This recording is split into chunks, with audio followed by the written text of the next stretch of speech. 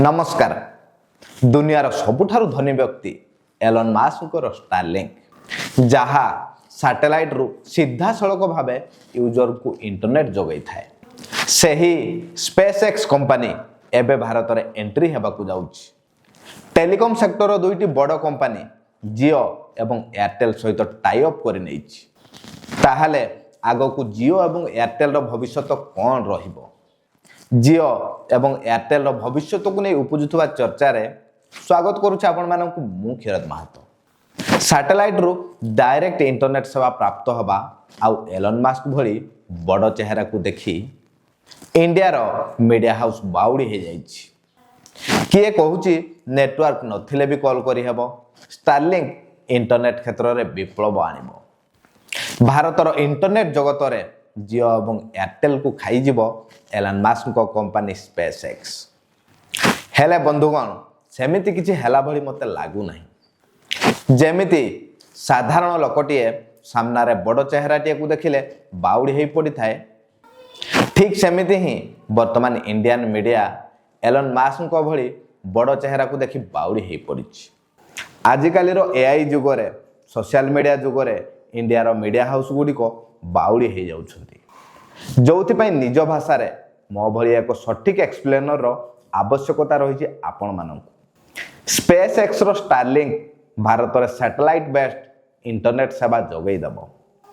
मो कथाटी को आपण माने भल भाव रे बुझंतु। सैटेलाइट बेस्ड ब्रॉडबैंड इंटरनेट सेवा ता अर्थ स्टारलिंक रो इंटरनेट यूज करबा को हेले स्टारलिंक रो किट नेबा को पड़िबो, जहा भितरे राउटर केबल एवं डिश एंटीना रहिथिबो।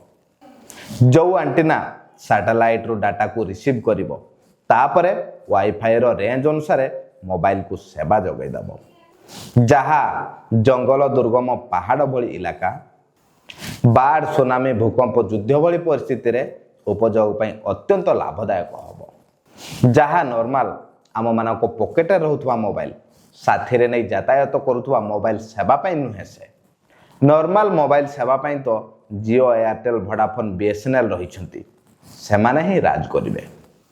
मोबाइल इंटरनेट जहा मोबाइल फोन को टावर रु प्राप्त होई थाए, टावर को सैटेलाइट रो मिली थाए। ये होउची वायरलेस इंटरनेट सेवा। वायरलेस रो पूरा डाटा फ्रिक्वेंसी टावर रो आसी थाए आउ सेही टावर हाई एवं लो फ्रिक्वेंसी रही थाए। आमे माने यातायात बेले जेतेबेले प्लेस चेंज करिथांती आम पाखरे थिबा मोबाइल निकट रे थिबा टावर सहित कनेक्ट हेई आम मानकू इंटरनेट सेवा जोगई थाए। सेही सेवा को जियो आउ एयरटेल सेमिति ही जोगैबे। डायरेक्ट सैटेलाइट रो मोबाइल को इंटरनेट प्राप्त होला भली वर्तमान पई स्टारलिंक रो सेमिति कोनोसी व्यवस्था नाही। जदि स्टारलिंक रो सैटेलाइट सेवा आपन को कंटिन्यू दरकार ताहाले यातायात समय रे स्टारलिंक रो एंटीना एवं राउटर को मध्य साथी रे नै जिबा को हबो। स्टारलिंक को नै आम सामना रे आउ एक बड़ कन्फ्यूजन को छिड़ा करि पकाइछंती मीडिया माने। स्टारलिंक हाई स्पीड इंटरनेट सेवा जोगै दबो।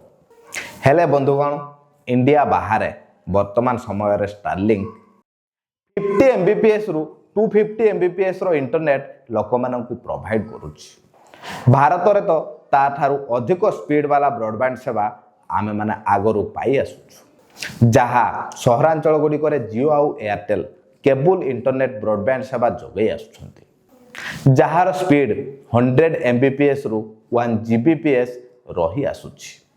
स्टारलिंक रो तो 50 एमबीपीएस रु 250 एमबीपीएस ही स्पीड रहुछि। शहर किंबा ग्रामीण जोठी ऑलरेडी आगरु स्पीड इंटरनेट सेवा पहुंची सारिछि से जगह रे स्टारलिंक रो कौनसी प्रभाव रहिबो नाही। स्टारलिंक केवल पहाड़िया इलाका बाढ़ सुनामी भूकंप युद्ध आदि परिस्थिति बेले प्रभावित न हेई उत्तम सेवा जोगै दबा पई मोर सिक्स सेंस जहा कहूची एलन मास्क को स्टारलिंक भारत रे एंट्री परे भी भारत रो टेलीकॉम सेक्टर को सेते प्रभावित करि परिबो नाही। काहे कि ना वर्तमान समय रे भारत रो 95% गां को आगरो इंटरनेट सेवा पहुंची सारिछि। भारत रो टोटल 6,44,000 गां रु 6,12,000 गां रे 3G एवं 4G इंटरनेट सेवा ଆଗରୁ ଚାଲୁଅଛି। ବର୍ତ୍ତମାନ ଭାରତର 120 କୋଟି ଲୋକଙ୍କ ପାଖରେ ମୋବାଇଲ ଫୋନ୍ ରହିଛି। ତା ଭିତରୁ 95 କୋଟି ଲୋକ ଇଣ୍ଟରନେଟ୍ ବ୍ୟବହାର କରୁଛନ୍ତି। ଷ୍ଟାରଲିଙ୍କକୁ ନେଇ ମୋର ତ ଥିଲା ଏଭଳି କିଛି ପ୍ରେଡିକ୍ସନ୍। ତାହେଲେ ଏହାକୁ ନେଇ ଆପଣମାନଙ୍କର କ'ଣ ମତାମତ ରହିଛି କମେଣ୍ଟ ବକ୍ସରେ ନିହାତି ଜଣାନ୍ତୁ। ତାହେଲେ ଆଜିକାର ଭିଡ଼ିଓରେ ଏବେ ପାଇଁ ଏତିକି। ପୁଣି ଦେଖା ହେବ ନେକ୍ସଟ ଭିଡ଼ିଓରେ। ସେତେବେଳେ ପର୍ଯ୍ୟନ୍ତ ମୁଁ ଆପଣମାନଙ୍କ ପାଖରୁ ବିଦାୟ ନେଉଛି। ଧନ୍ୟବାଦ।